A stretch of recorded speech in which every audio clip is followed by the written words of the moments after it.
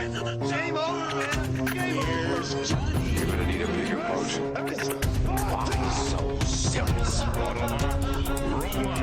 am Iron Man. This is a tasty burger. Welcome to the In Session Film Podcast. Welcome to this podcast review for November 28th, 2023, and I'm JD Duran. And I'm Brendan Cassidy. Hey, thanks for joining us, everybody. Are you ready to get weird? Are you ready, Brendan? You poor thing. Poor thing. Yeah. Yeah, no. It's the only rebuttal I have. Yeah, no. It's a great saying. It's one that you need to get into your lexicon at any moment. Oh, yeah. Just to pull out a poor thing. Just yeah. But to answer your question more. Huh? Yeah, but we're back to Michigan again. Sorry. Okay, sorry. I see how it is. I'm voting still. I'm sorry. Yeah. But to answer your initial question, am I ready to get weird? We're born weird. We're always weirdos on this show, right, JD? I don't think we're never not weird. Absolutely. I can't recall if we've done any sort of Yorgos Lanthimos list on the podcast before. I don't think we have. We sort of have. I think you gave a preliminary list on a past main show when the trailer for Poor Things came out. Gotcha. Okay. Yeah. Earlier this year then. Yes. A few months ago, maybe, if I'm not mistaken. Okay. I don't even think we considered it like its own segment within the show. I think was it was that more something of we did on Patreon? You know, it may have been that, actually. I think that was a Patreon exclusive. I can't remember what episode is where now. I'm going to go with that. Patreon.com/InSessionFilm. If you Shameless want to plug if there ever was one. Had to take it. Grab it by our listeners horns are probably thinking those poor things. They need more. They need more help. They need more money. Yes, yeah. I need more money. No, we need money to keep this thing afloat, so my wife doesn't kill me. But yes, we're here to talk about Yorgos Lanthimos. I guess the TLDR on that Patreon show is that we're pretty big fans of Yorgos. We like the guy. Like the guy. Yeah. Makes very good movies. Intriguing, eccentric, weird, all the above. Gross. And gross, definitely. Not in a bad way. Gross doesn't mean negative all the time. I mean, no. that's mostly how we feel about his movies. They're gross, but they're interestingly gross. Yeah. They're, no matter how you feel about them, there is, at the very least, a lot to mine through, a lot to talk about. Sure. With his movies, and Poor Things, no different. Yeah. We're gonna talk about this movie. A lot to talk about here. So with that said, are you ready to get into it, Brendan? Yeah, I think so. Okay. Here we go. Poor Things is directed by, you guessed it, Yorgos Lanthimos. It stars Emma Stone, Mark Ruffalo, Willem Dafoe, Rami Youssef, Christopher Abbott, Jared Carmichael, and a few others that come and go throughout the film. If you're not familiar with Poor Things, it is the incredible tale about the fantastical evolution of Bella Baxter, a young woman brought back to life by the brilliant and unorthodox scientist, Dr. Godwin Baxter, a.k.a. God. Okay. I swear you get more animated every time you do a plot synopsis like this, JD. And I think for this movie, it's fitting. It's very fitting to get a little weird, right? I think it is. Yeah, absolutely. Okay, Brendan, what did you think about Poor Things? We are fans of Yorgos Lanthimos, right? The only films of his I haven't seen are, he has a first film, I think it's called Canetta, I believe, which I admittedly haven't seen. Alps, I also haven't seen, but I've seen the rest. And with the exception of The Killing of a Sacred Deer, I've really liked all of his films. And it's hard to understand and fully digest every aspect of his films on the first go-round. But I will say, I immediately left all those films feeling either positive or negative in a way that I've still held to, right? Like I said, Killing of a Sacred Deer was pretty immediate, didn't really care for it, but The Favorite I loved immediately, still do. Dogtooth I loved immediately, still do. The Lobster I loved immediately. In fact, that one I think I might like more as time has gone on. That is slowly becoming my favorite Yorgos. That Lanthimos is, as of now, my favorite. Okay. Lanthimos film. It's between that and The Favorite. Between those are the two I tend to go back and forth on. Okay. I only bring that up to say, Poor Things, I like, but didn't immediately love this one as much. I do really like it because of how abrasively weird that it is. It's perhaps the strangest film of Yorgos's career. Which And is it's- saying something. It's saying something. It really is. So it is even Yeah. stranger that this is being revered as perhaps the one that could get him the most Oscar love, because it seems to be the most. You have to, there's no way 10 years ago, I believe we did talk about this actually in that Patreon exclusive, or it might have been on a past episode. I can't recall. It is baffling to me that he is in the awards conversation, maybe at all, because these are movies that 20 years ago, the Oscars wouldn't even sniff them, let alone actually nominate them. And you're right. I don't want to steal your thunder too much, but as it relates to the Oscars, I think, there is something that is so bizarre about this film, maybe his most bizarre. And the Oscars are like, yes, please, give us more. It's I guess strange. Shows that the Academy is changing a little bit. I'd Sometimes say for so, better, yeah. and other years sometimes for worse. I guess they tend to go back and forth, right? Yeah. But yeah, I only bring my history up with Yorgos Lanthimos in order to convey that maybe Poor Things will be the exception for me, that I'll learn to like this one more as time has gone on. I do think I need to see this one again. I really do. Yeah, I don't okay. think I was able to fully mine everything from this one. I'm only giving my feelings on the film as it stands, seeing it only one time. And at this point, it's a film I think I like a lot more at an intellectual and aesthetic level than I do a human one. I think it's probably the first time that Yorgos maybe gets a little, I don't want to say carried away, because that's something I actually like about him. But if anything, maybe this is the first film of his that I think got a little suffocated by the grotesque a little bit. Maybe more so than some of his others, because I've always been able to find some strange human element in all of his movies that have this like palpable relatability to them, whether it be in The Lobster, this notion of how we obsess over romance and relationships in the modern age, that we feel like it's now become a necessity for our social climate, right? That if you're somehow still single, you're quote unquote doing it wrong. And that's not the message of the movie. The message is how we think that way, and that is ultimately the problem. And I like what this film is getting at thematically, which I'm sure we'll talk about. But I didn't find that same level of emotional engagement as I did with The Favorite or The Lobster or even Dogtooth. I think at this point, I still prefer those three films, but I can at least acknowledge that Poor Things is probably Yorgos's most interestingly crafted film, to say the least. I was actually very reminded of, this might be a weird companion to, or a weird director to say as a companion piece to this, but I was actually reminded of Jean-Pierre Jeunet, the director of Amélie, and some of his work in his early career, like Delicatessen and The City of Lost Children. Yeah. Especially some of the landscapes here, the set design, the actual geography of it all has this weird misunderstanding, and I mean that positively, a misunderstanding of whether this is actually a period piece or somehow takes place somewhere in the future. Like it's never clear. It's somehow both. And I found this movie a dream to look at. Visually, this movie is immaculate. Maybe it's a little too immaculate at times. I found myself kind of distracted by that, which is why I think I need to see it again.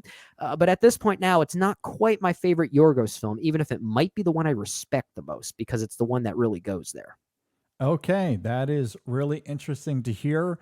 I will go ahead and put it out there right as we start. Okay. There is no ambiguity for me. I absolutely love this film. Okay, so I think it's top tier of the year for you, I guess. Without at least in the question, conversation. one of the best films I've seen so far this year. That's good to hear. That's good to hear. It's so brazenly bizarre and idiosyncratic as one might expect from Lanthimos. As we talked about, it's remarkably distinct in its production design and world building, as you're talking about there, Brendan. I love how it's familiar to our world. We understand its visual cues, but it's simultaneously another place and time. Or, given the recent trend, you could say this takes place somewhere in the multiverse. The film's aesthetics are compellingly dreary and gray, and some scenes literally gray, as Lanthimos uses black and white cinematography to distinguish different places within the storytelling. But as the film unfolds, there's equally a vibrant lavishness in its visual palette. That contrast here is extraordinary, and one of the many reasons this film is such a singular experience. And then there's Emma Stone. I'm not sure if it's her best performance. I've seen that thrown out there a lot, but it's certainly one of her most inspired, complex, diverting, and especially aberrant. That It's is her, for damn it's her, sure. it is her most performance, to say the least. There is a lot of performance. There's no doubt about it. I mean, when we first see Bella, she's a toddler. Not even, really. She emulates behavior that is verbatim. And Brendan, I mean capital V, verbatim, that of my 7-month-old child. Yeah. Aside yeah. from her body being physically mature and able to walk around, but the way she carries herself, the specific mannerisms in her movement, the noises she echoes verbally, it is scarily accurate to Andrew. It was surreal. We definitely we need to surreal. talk more about that, because I have thoughts about that as well, and they're good. Like, I have good thoughts about how her performance emulates those things. It like I almost had to look over at Andrew, but like it's the same thing. It was incredible, and in some ways it's jarring, because eventually that toddler mentality morphs into sexual liberation and discovery and self-assured empowerment, while still maintaining a childlike perspective. It's such a provocative duality to tiptoe around, but how it manifests in Stone's performance is utterly engrossing. It really is great. Truly one of the most distinctive films in recent memory, which is impressive because at the same time, its Frankenstein influences are very apparent. Yet it's wildly unique in how the film subverts those tropes in new ways that I absolutely adored here. So yes, there's plenty to talk about, but as we start, I loved it. I do want to bounce off of what you're saying there and talk about Emma Stone first, because at the very least, it's her most physical performance. I can see how the argument is there that it is her best performance, and if you ask me to defend that notion that this is her best, I could find evidence to do that. Yes. I could. Yes, we now, could. genuinely, do I think I prefer her performance and the subtleties of The Favorite? Maybe, but it's a very different kind of performance. The only comparison is that they both happen to be Yorgos Lanthimos films, right? Which, if we know anything about Yorgos Lanthimos, you can't even really compare his own films. They're clearly his own films, but they all carry such different performative energies. So to compare Emma Stone in both those movies is almost unfair. What I do think is interesting, and maybe we can get into this, I don't know if I would consider this a spoiler, but it's really the justification as to why she behaves the way that she does, at least at first. Because the whole plot synopsis here is about this doctor played by Willem Dafoe who brings a woman back to life. The film brings this up early on, so I think it's fair to give it away. Yeah, so I guess it's fair to say that this is a woman who committed suicide. She was with child, and he took the brain of that child, implanted it into the woman, and brought the woman back to life. So it creates this interesting irony of an underdeveloped mind within a developed woman's body. So she literally is a toddler. And I think the idea and the notion of her basically growing up in a completely new way that none of us have ever been able to do before is what makes her coming of age not just liberating, but kind of rapid and almost frightening at the same time too. If anything, this is the most twisted coming of age film I think I've ever seen. Yes. That is essentially what this is. Yeah. And I think that's what's great about it. Yeah, no, I completely agree. It's what's so tantalizing about this film, and the Bella character. It's captivating because of how, as you're talking about, she embodies this childlike state despite this sexual revolution that she experiences over the course of the film, which is indicative by the fact that she calls sex furious jumping, which is such a child thing to do. Not that they would ever talk about sex, but they take acts, things that in our lexicon we have names for, but they call it something else that makes sense for their little child brain. Right. And I love that furious jumping is what she goes for when it comes to sex, or how about the moment when she discovers masturbation? She asks the housemaid there if she's ever done it before or something to that effect, and then immediately asks Max if they could touch each other's genitals. Yeah. Brazenly, with no regard, which again, very childlike. There's a moment right after that in the surgeon's room, I'll simply say. There's a hand gesture involving her that was like, oh, she just did that. Yes. Okay. Yes. It's really funny, but again, it's somewhat jarring given how those opening scenes, despite her, and I mean those early opening scenes, depict her as not just a toddler, but as I noted, almost more baby-like than even a toddler. Yeah. It's such a hypnotizing way to depict the jolting dissonance of transitioning from childhood to adulthood, especially given how all-consuming your sexual awakening can be. I mean, in a lot of ways, it dictates a lot of the decisions that you make. And that idea is very much at the core of this film. And with Bella, it starts with her self-pleasure, but upon meeting the Duncan character, played by Mark Ruffalo here, it quickly evolves into this desire for adventure rather than getting bogged down in the proposal she had received from Max. And while the film kind of plays that off as a gag, I do think it aptly taps into something that many experience in regard to sexual liberation and experimentation. Bella did have interest in marrying Max, but she wanted to go out and see the world and furious jump Duncan as much as she could. And there's nothing That's wrong a with tongue that. twister there. Furious jump Duncan. It does create unintended consequences as Duncan evolves into a very funny but whining man-child, whereas Bella never loses focus of her adventurous spirit. Eventually, that leads to a precarious situation where sex becomes more than just a tool for pleasure. And I do want to talk about that here in a moment.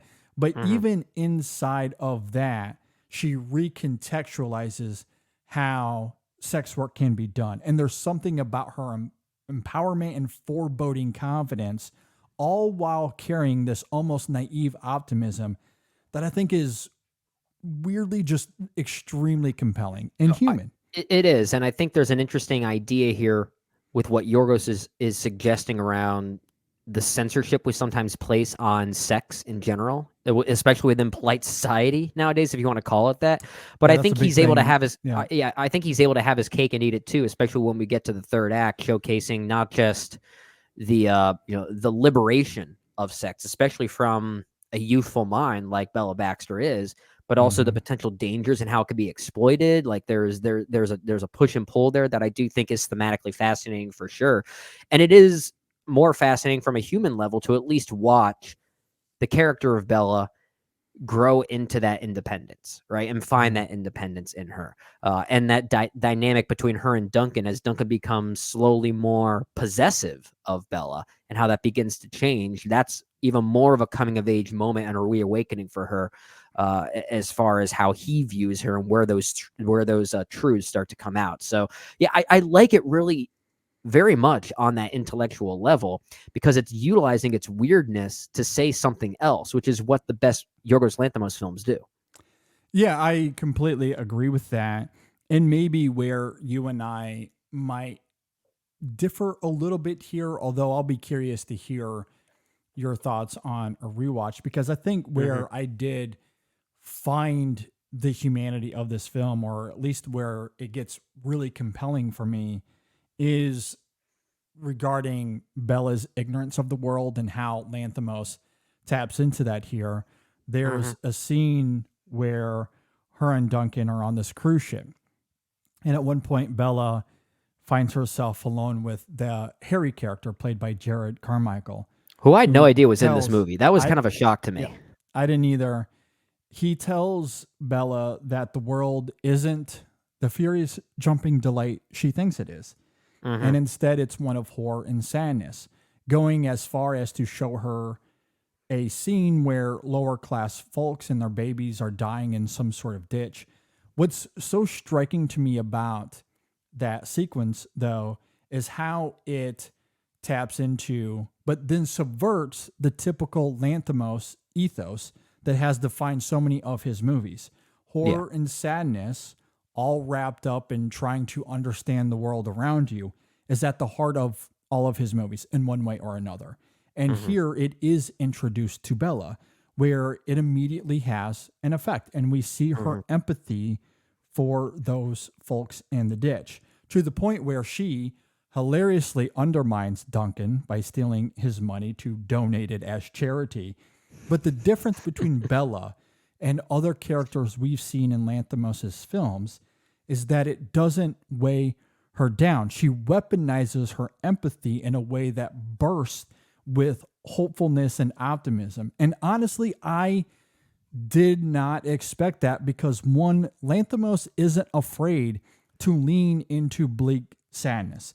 And secondly, there comes a moment near the end when it seems that things might end jovially for Bella, only for the film to introduce one last sliver of conflict, which I'll leave vague for now. Yeah. That seems to suggest, okay, this is where Lanthimos will concede to his dark sensibilities. And without getting into spoilers, he doesn't do that. He subverts himself in a way that maintains Bella's auspicious reawakening. And I love that. To me, that's where the humanity of this film lies. And as a cherry on top, it's Lanthimos doing something we've really never seen him do before. Well, you make a great point about the film's really like final 15 or 20 minutes to introduce a final conflict that more or less comes out of nowhere. Because if anything, the final conflict of this movie is very futile. Like the movie has ended, and it just adds more scenes that really mean nothing. But that's kind of the point, I guess. So, in the moment, I found myself thinking, well, this just seems very extraneous. Like, I don't even know why this is here. This is adding literally nothing to the movie. But maybe that's kind of the point. That is sort of the irony of it all. Well, I think where I would argue that there is a point to it, although I actually think there are many factors at play, certainly several. I think it continues this trajectory that we had seen with Bella from the very beginning regarding her curiosity and her seeking her identity in many respects. As I noted earlier, she leaves Max, goes on this trip with Duncan because she wants to experience the world. She wants to go on this adventure. She comes back at the end of this film. Again, I'll avoid spoilers here, but she thinks that, okay, it's time. Let's settle down. And then there's something that surprises her. And what does she do? She reacts the exact same. There's an adventure to be had here, or at the very least, there's a curiosity that I need to indulge. And she does so. Surprisingly, and again, I'm thinking, okay, I know where this is going. This is going to be Lanthimos leaning into his bleakness and that sadness. And this is where Bella's going to experience what she had seen earlier with Harry, or at least the idea that Harry was presenting. And in a typical Lanthimos movie, he would have done that. If this was Dogtooth, he would have. But I think instead, he doesn't do that. It's not The Lobster. It's not even The Favorite. Instead, he, as we talked about at episode 562, we noted how The Martian is so distinctly different for Ridley Scott because it leans into an optimism that's just not there in a lot of his films. This is almost his version of that. Like he avoids his conventional darkness, although the weirdness is there for sure, but it ends in a much more hopeful way that I think is very consistent to the Bella character. I did not honestly expect that. And I think it taps into, again, what it means for sexual liberation and freedom and this reawakening that she experiences. I think for it to end dark, maybe there's an argument that there's a realism to that. However, I don't It's a very think this different is a movie film- It is. And I don't think that I don't think Lanthimos is trying to indulge in realism, clearly. I think he's trying to highlight in this very idiosyncratic way, this Frankenstein kind of way, the power of sexual liberation. And so I think it needs to end on that level, or on that tone of hopefulness. Well, and it makes me think, does it work mostly well because we have other Yorgos Lanthimos films to compare it to?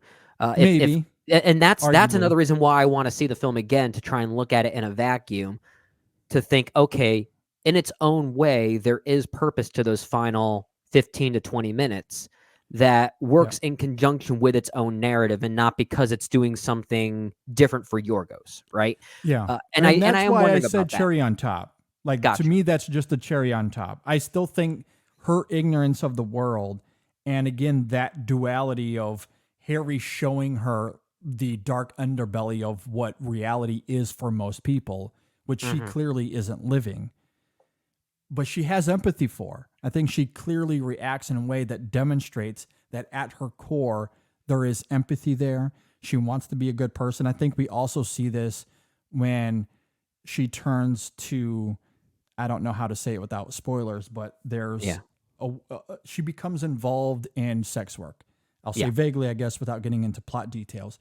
But when she's there, again, whether it be the individuals that she's involved with, the male figures, that is, or one of her female companions, she shows them empathy and grace and kindness, and she treats them as people. So I do think that there is something about the humanity of sexual liberation and empowerment and curiosity and experimentation that this film is really wanting to tap into, that the Lanthimos of it all, again, is just additional context that makes it more invigorating for me. But even if you remove that, how he subverts that duality and that potential darkness that could be there. And if you want to have a grim depiction of sex in real life and how harrowing it is for a lot of people, there are movies that do that. And that is a reality for a lot of people. But this isn't a movie that is trying to emulate that as much as it wants to get into the human empowerment, freedom that comes with sexual The independence identity. of it all. Yes. Yeah, I get that. Yeah, if anything, it's showing us the horrors of the world from a different lens outside of just sex, right? Which is where Harry, played by Jared Carmichael, has an important play here. I actually really did like Bella's time with Harry. I agree. It's not I think it's not a important romantic here. connection, Yeah. but I think I actually think my favorite dynamic that Bella has with any character outside of just being on her own is with Harry. I think those moments together are actually quite tender. And if I'm ranking if I'm ranking aspects of this movie, and if I'm focusing on her dynamic with supporting characters, the two that really work best for me, it's Harry, played by Jared Carmichael, and it's, what's her name? Sweeney, played by Catherine Hunter, who runs the sex work facility. We'll say. Yeah. I'm trying to keep the words vague because I don't want to get too heavily into the plot details, right? But I think those dynamics actually give this film a lot of interesting context around sexual liberation in a world where that's all you can really do to find peace in your life, right? It's kind of interesting. I think those dynamics there are really effective. Yeah, I think it is fantastic. And as I noted earlier, I think it is really compelling how Bella, again, through what could be argued as naivete, and I think to a degree it is, because again, she has the mind of a child, or at least an adolescent that is trying to discover the world, and she's discovering her identity. But as a result of that, when she does become this sex worker, it's interesting how she reshifts the process by simply making a small gesture that would offer her at least some connection to the people that she is having to work with. Yeah. Not that it needs to be that way or that it diminishes others who aren't willing or capable of mimicking her perspective. But for Bella, she wanted a sliver of connectivity to remedy her jadedness. And how she went about doing that, I think, is really compelling. So you have this, this moment. And again, I don't want to get into too many details, but there's a moment where we first see this and she's interacting with a client. And before the act takes place, there's laughter to be had beforehand, I'll say. Yeah. Yep. And how she goes about, again, reaching for something that is so small that might seem futile, but to her meant everything, because then the act becomes less work and it's more about her still enjoying recontextualizing something that, again, for a lot of people, they might find it as just work, or they might find it harrowing, or maybe they're just utterly jaded. And that's something we do see with Bella a little bit, but that's why she needed to reach out for something more. And that little gesture, again, circles back to empowerment and control and her, again, finding that liberation, that freedom that can be lost when it comes to our sexual journeys. Yeah. Some of those moments that she has with clients get really absurd as well. To put it vaguely, there's one that turns into literal health class. Yes. It is crazy. This is an extremely raunchy and erotic movie. To say the least. Yeah, to say the least. And like I said, on a first go-round, perhaps there are moments where I thought some of that raunch suffocated a few moments of the movie for me, which is why I do admittedly need to see it again. But the thing that really does work more than anything else, it is Emma Stone's performance and the trajectory of that growth, right? Like I said, it's an underdeveloped mind within a development body, right? That's a really interesting irony. In fact, it kind of reminded me of, remember M. Night Shyamalan's Old? Remember when that movie went there? Yeah. Imagine that. That one moment, the pregnancy moment, stretched out into a full movie. Like, that's basically what this movie kind of is in a way. Yeah.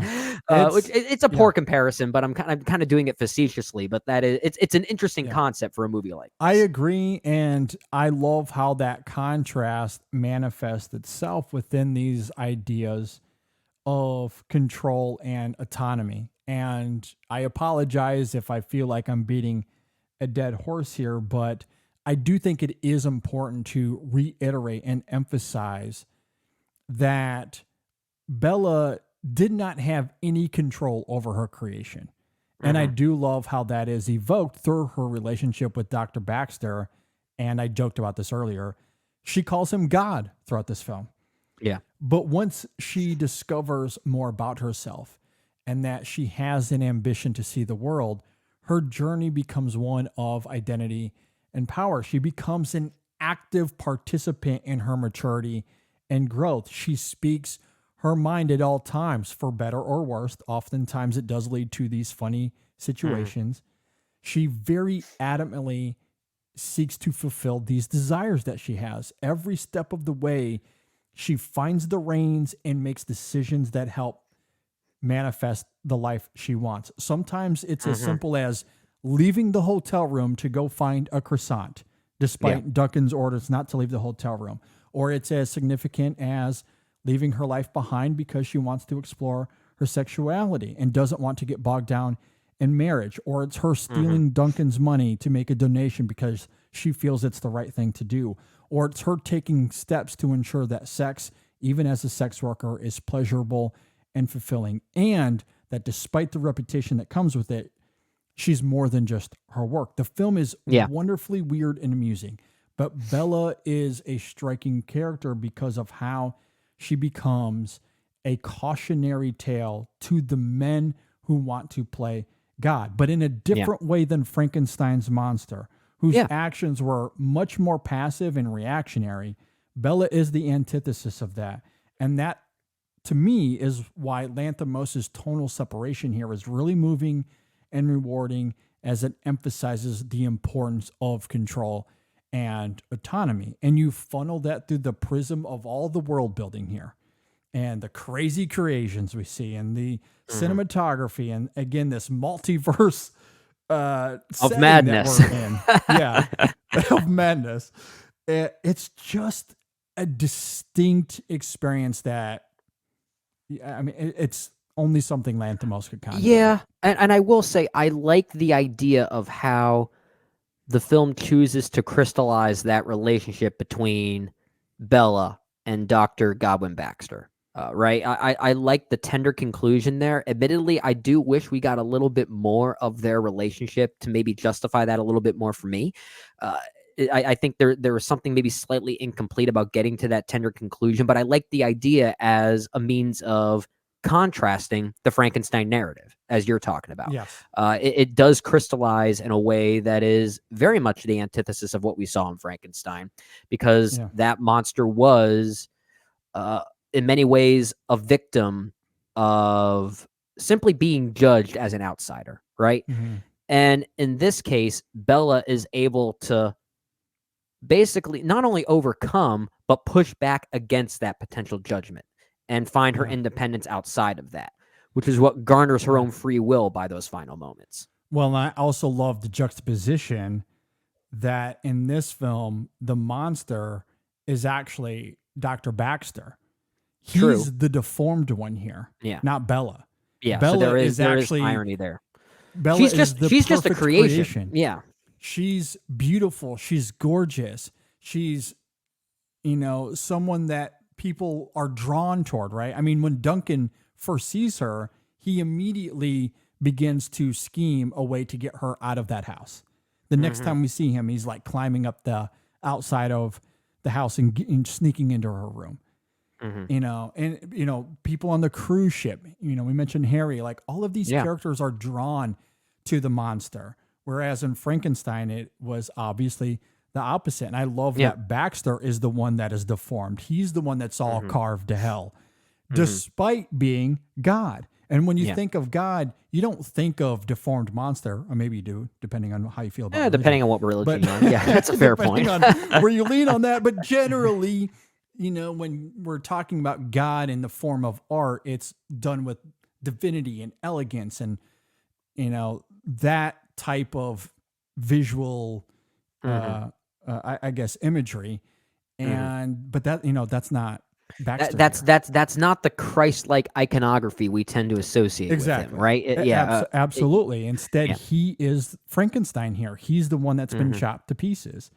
And in a way, I do kind of love that, because one of my favorite elements of this film, when we're just talking about the world building of it, is the fact that he cannot make his own gastric juices. And so he has to release them through this machine that he has.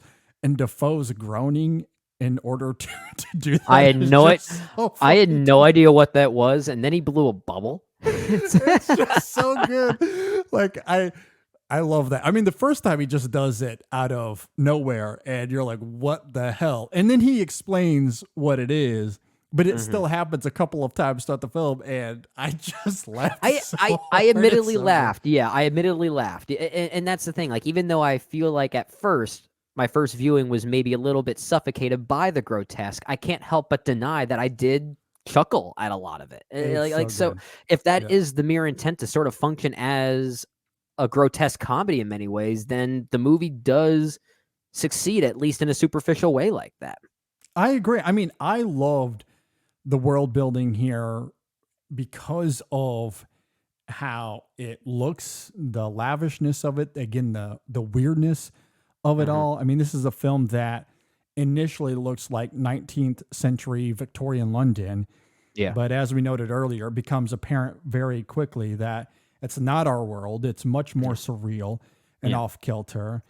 At one point, we see Dr. Baxter's carriage is not a conventional one. It is a motorized carriage, but it has a horse head on the front to mimic all of the other carriages. It's just so strange. We in that haven't way. even mentioned the animals yet. Well, I was just about to Okay. get to that. At Okay. one point, Okay. we see birds that have shark faces. At one point, there's a half chicken, half pig hybrid, among many others. And it's just I'd like part that of for a the pet. normal landscape here. I do want to start a farmette with whatever animals are on here. I'll tell you that right now. Yeah, it's absolutely fantastic, and I love how the cinematography is exquisite in capturing all of that, and how Lanthimos builds this world that again has these visual cues that on the surface feel familiar, but are anything but that when you actually get to the details of it all, and how it taps into or subverts, let's say, Frankenstein iconography, and eventually how it all tethers into Bella's characterization and this idea of liberation and freedom and empowerment. I think it all kind of ties to that. But along the way, while being eccentric and weird, and that in and of itself is alluring for me visually, but how the characters react and how they deliver these lines, how they interact with each other, it is often very funny. I did laugh quite a lot through this experience while connecting with Bella as a character. And again, that broad idea here, maybe not even broad. I do think it actually gets quite complex and specific in regards to control and autonomy here. Yeah. What did you think of Mark Ruffalo's performance here? I really liked him a lot. I think he's very funny here. I know he's going to get some awards love. I don't know how far it'll go, but I do really like him here. And I think part of the charm for me is how he's completely antithetical to Bella, in the sense that obviously he's a man and is fully formed, an adult, if you will. He goes on this adventure with Bella, but he devolves while she matures and grows and evolves. He becomes a man child. He, in the end, is more of a baby than she is. Yeah. Yeah. And I love those juxtaposing arcs here. And Ruffalo, I think, taps into that impeccably. I think he's very funny. And I love how he especially reacts to some of her ignorant naivete qualities, I guess. Because again, not only is she, to your point earlier, this incredibly compelling contrast of, an adult woman who is fully formed but has the mind of a toddler. But also, in addition to that, she's lived under this roof and has barely gone out, right? Like that's one of the things we find out early on in those opening scenes when they go out to the park the first time. It's like all hidden, and again, it's funny that we see the carriage with the horse head on the front. Yeah. I think that's they go out interesting. to this park and Nice we visual. realize that she's barely been outside. This might be the first time she's ever been outside, aside from escaping to the roof to see the city. Right. Like she's been trapped in this house. And so that becomes an interesting ploy that Lanthimos uses when Duncan sees things in her that are very strange. That's context that he's missing. And Ruffalo's reaction to those things is really funny. I'm trying to think of an example. Like there's a moment where he says to her, and I don't know the exact details, so I might be misremembering here, but he says something to the effect of like, you don't know what a banana is? Like he was confounded that she didn't know what a banana was. You and I as the audience completely understand that context, but he doesn't. Yeah. And Ruffalo reacts to her in that way, like through this confounded, just he can't connect to her aside from sexual, obviously. He can't really connect to her. And, that's part of the reason he devolves into this little man child that has to go to daddy to get her in trouble at the end. Kind of a thing. And so I love his performance. That's a lot of words to say. I really like him here, but a lot of it is the writing as well. I'm glad to hear all of those words to defend his performance, because he's probably the biggest thing I'm really undecided on. And I think a lot of it is part of the reason why I'm undecided on it is exactly what you talked about, the irony of watching Bella evolve while he devolves. So for those watching on YouTube, I'm trying to use like a straight line here, a pen that I have in my hand to showcase one evolving while the other one goes literally perpendicular. Yes, exactly. I think the issue I have with this performance and why I'm not sure if I'm fully there yet is the character of Bella and how great Emma Stone's performance is. There's that constant evolution. It's this straight line for the entire movie, and I loved how seamless that it is. With Mark Ruffalo, I feel like it devolves rapidly, and then it just stays there for the rest of the movie. And it got to a point where, admittedly, it started to get on my nerves a bit.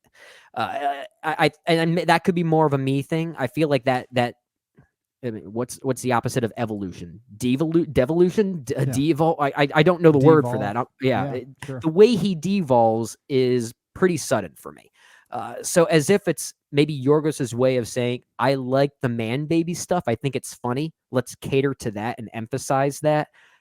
And it got kind of old for me after a while. And that's probably more me than it is on the movie. I'll admit that.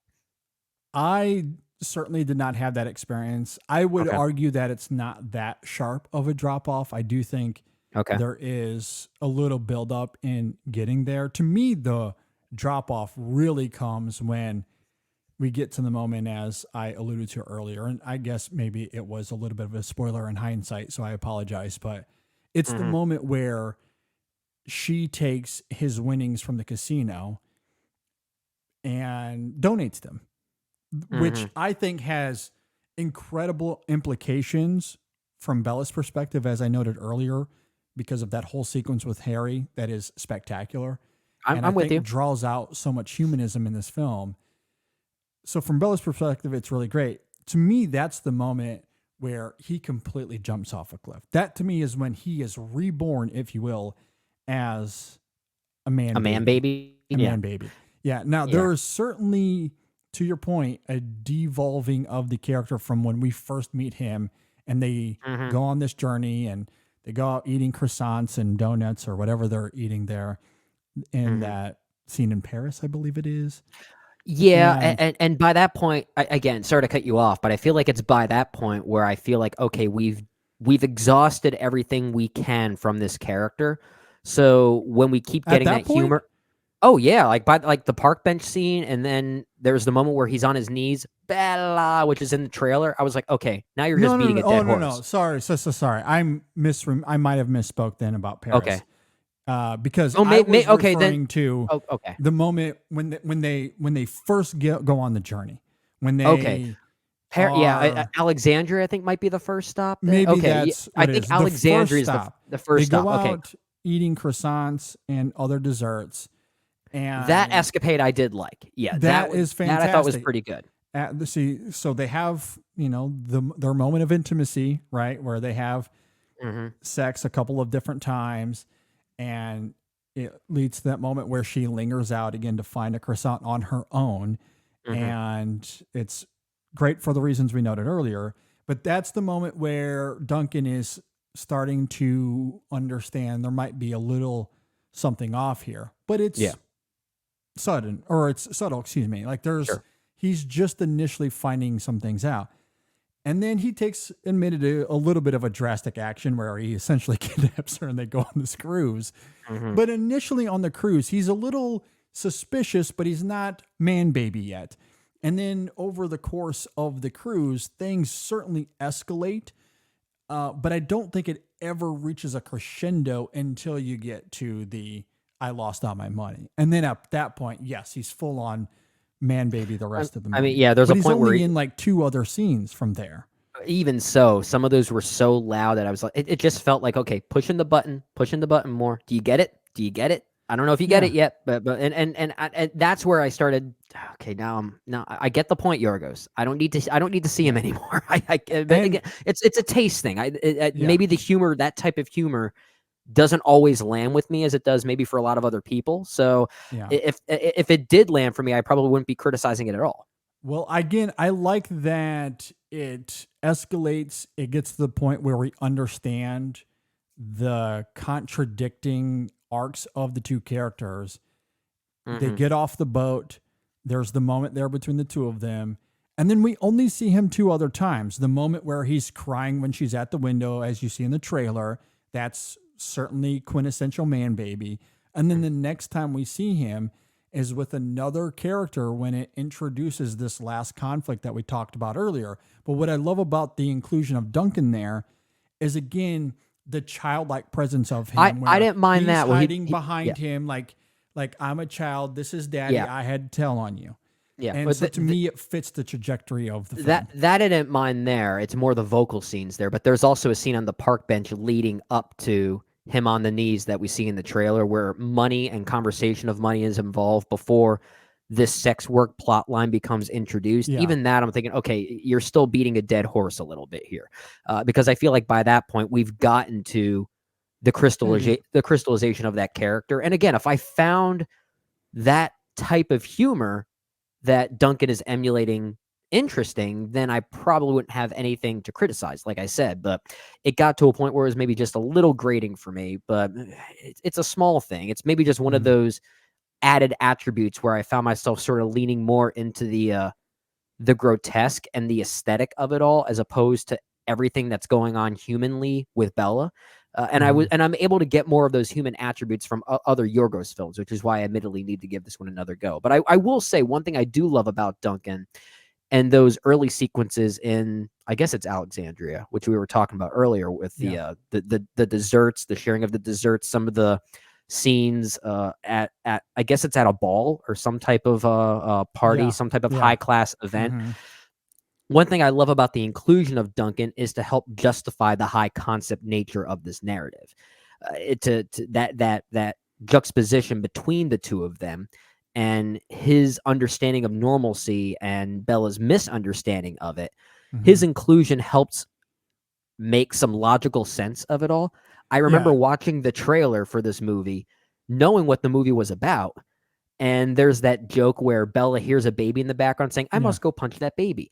And I'm sitting here thinking, okay, wait a minute. The movie's going to have a lot of work to do to make me believe that she has no idea what the world is and how it works. She's learning about passion and emotions, but still knows what it means to punch a baby. like that's a huge logical flaw if the movie didn't address that. But it does. There's an answer for that. Like, the movie works its way towards that, and it makes sense. And I think the inclusion of Duncan helps at least get there. Absolutely, as well as the interaction she has with Harry, and I forget the character's name that Harry is with.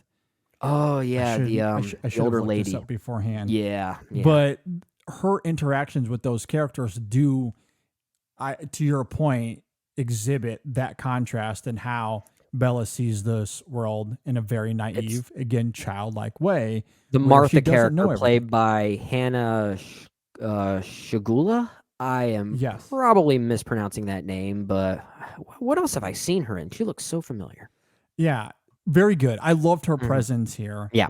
And as I noted, those moments with Harry. So, like, that contrast is great. It's what you're talking about is part of, again, what I loved about Ruffalo's performance. And again, I was confused. He didn't know what a banana was. Like, those moments exactly give us that idea that, Bella doesn't know the world. So when she hears a baby, she has to go punch it. I also think that is important that it happens before the moment where Harry shows her those people in the ditch.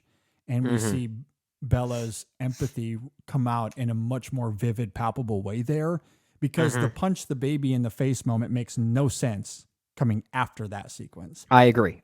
So the storytelling, very sharp and crisp in that regard as well, to your point. Yeah, I think if there's any justification I have for the Duncan character there, it's really trying to make logical sense of it all. And if there's anything to really praise about this movie, it is Emma Stone's performance. I think well, and it's the natural trajectory. Like we talk about how there's this gradual growth and this gradual transformation in her, not just humanly but logically, learning how the world works and the mechanics of it all, and how to react passionately to things, whether it be sexual liberation or violent liberation, right? Like it's everything is a step that's connected to each other, and it all makes sense. So like mathematically speaking, it's a well structured character narrative. I agree. I love the writing of it for all the reasons we've talked about in this conversation and the themes behind it and what it means for control and autonomy when you're going through sexual experimentation and liberation and the way Emma Stone taps into all of that while yes a little naive at times, but she's always driven by some level of hopefulness and discovery and wanting to learn more about the world. And I just find the complexity in all of that, while extremely diverting and weird at times, but so remarkably inspired. It's just a great performance. And if she ends up winning the Oscar for it, I won't be surprised. Won't be surprised at all. I won't, And I won't either. It's a very good performance. maybe it is the best of her career. I don't know. This conversation, like I said, it has is the certainly most. helped in It that is the most regard. performance. Yeah, it might be convincing me.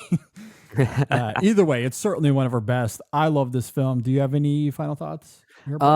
Robbie Ryan, the cinematographer here, just want to call him out. Working with Yorgos Lanthimos once again. They worked together on The Favorite. I'm trying to remember if they worked together on any other films, but I know he worked on The Favorite with Yorgos. And in that film, there was this introduction of the fisheye lens, which comes back here. Very much apparent here, yep. Didn't always love it here. It kind of reminded me of the J.J. Abrams lens flare thing. It's like, oh, we're going to get that again. We're going to get that again, right?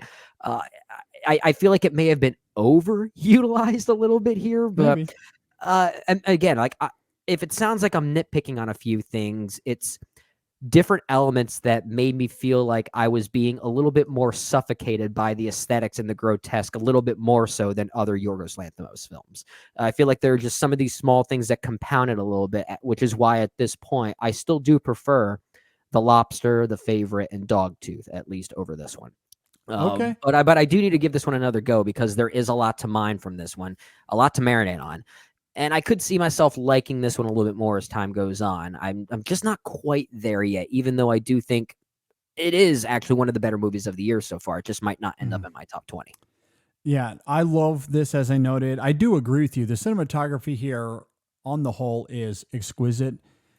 When it comes to the fisheye lens, I will simply disagree, I guess. I think it works immensely well here, arguably even more so than The Favorite, because this film is constructed through, as we've been talking about, Bella's wonderstruck point of view and this fishbowl-like perspective of the world that she has. I mean, she's literally stuck inside of a fishbowl, if you will, through the first 20, 30 minutes of this movie. And what we've come to learn, her entire life up until this moment where she leaves with Duncan, excuse me. So the fisheye lens, I think, does a great job of exhibiting her perspective of the world in that context. Even though it comes out a few times once she leaves, I still think it is reverberating that same idea. And by the end of the film, when her liberation is starting to crystallize and form itself in a strong way for Bella, that tactic does dissipate. Yeah. And it becomes a little bit more, I hate to use the word conventional, but the cinematography is less reliant on it at that point. Okay. So I think it fits the trajectory of Bella's arc through the film. So to me, it complements the craft of this film and how well thought out everything is here. Okay. And when it comes to the cinematography, it's again, it's not mostly just all great. Yeah, it's not even just the fisheye lens, but you get the black and white cinematography, which I think has thematic purpose to it. The backdrops of this film are remarkable. Again, there is a familiarity to this world, but it's also surreal and otherworldly. It's both of those things simultaneously. It's 19th century Victorian London, but it could also take 3,000 years in the future. Like it's both of those things simultaneously. And I think the cinematography and the world building and setting here and how it's immersive, I think just makes all of those things just more incredible to witness as the film goes. Okay. Yeah. Aside from Emma Stone, I guess I just want to highlight the supporting characters once again here. I think are very good. And not just Ruffalo. I do like Ruffalo a lot, but Willem Dafoe, I think is great here as God, Win Baxter. I think he's just really fantastic. Again, I love how he taps into that character's tragedy. He plays that up, I think, in some really interesting ways at times. Rami Youssef is maybe the least compelling character, but serves a purpose. And again, I love he's the tender one. Yeah, there's a tender innocence to him that I really like. That conversation they have right before there's this final conflict at the end. They have a tender conversation walking by this lake that I think is really great, especially as it relates to the film's ideas on sexual freedom. Christopher Abbott has a very small role here, but an effective one. We talked about Carmichael earlier. I really like Jared Carmichael here. Their conversations, Harry and Bella, I think it's some of the best of the film. I agree. I agree with that. So, just a really wonderful film that I love. Like I said, to me, it's one of the best of the year. As far as ranking Lanthimos, though, man, that's hard. That's real hard. I will say I do think pretty definitively The Lobster is still my favorite. Okay. The next couple, like 2, 3, and 4, is a toss-up. Okay. For me. Right now I have Dogtooth at 2 and The Favorite at 3. But Poor Things, it might be The Lobster, Dogtooth, Poor Things, The Favorite. That might be my 4 there. Interesting. Okay. With Killing of a Sacred Deer coming there in 5th. Gotcha. Again, I'm wrestling with this in real time. I haven't actually done that exercise, but my first thought is to maybe put this at 3 just behind Dogtooth. Okay. We'll see. All right. As I wrestle with that more. But I love it. Either way, it's still one of my favorite films of the year. Highly recommend it. Please go and seek it out. If you agree or disagree with anything we had to say here, please let us know. Hit us up on social media, Facebook, Twitter, Instagram. You can email us in sessionfilm@gmail.com. If you're watching on YouTube, please leave a comment below. Subscribe to the channel, like the video, all that fun stuff. If you're listening on Apple Podcast and Spotify, be sure to rate and review us on those platforms as well. And I believe that's it. Am I missing anything, Brendan? I don't think so. I'm sure our audience is listening. Oh, those Poor Things. Talking about a movie once again for 90 minutes long. I know. Gone a little long here, but there was a lot to talk about with Poor Things. There was. One of the best films. I'm actually not even sure if the timestamp was 90 minutes. I'm just adding what could be a realistic, lengthy time that we've definitely done before. I mean, we've done that before many times over. Absolutely. Love Poor Things. We have a written review of this up on the website at InSessionFilm.com as well. And I guess to bring it full circle, I am extremely excited and curious, to your point earlier, Brendan, how this functions in terms of award season. It's such a weird movie, but people, at least critics so far, have seemingly really gone for this. It's been much less polarizing on the whole, I'd say, than something like Saltburn, for example. I don't know, what kind of awards is this going to win? Is it going to be nominated for a bunch of stuff? I assume yes, and that just kind of blows my mind because I do remember 20 years ago, what it was like. It's definitely a better movie than Saltburn. Even though I wasn't in love with it like you are, it's definitely more successful in what it's going for than that film was. For sure. So I'm curious how that translates to awards season as well. Anyway, with all of that said, thanks for listening, everybody. Thanks for watching. We'll see you next time on the In Session Film Podcast. Oh my God, Emma Stone as a baby, immaculate. Blew me away. I'll take it.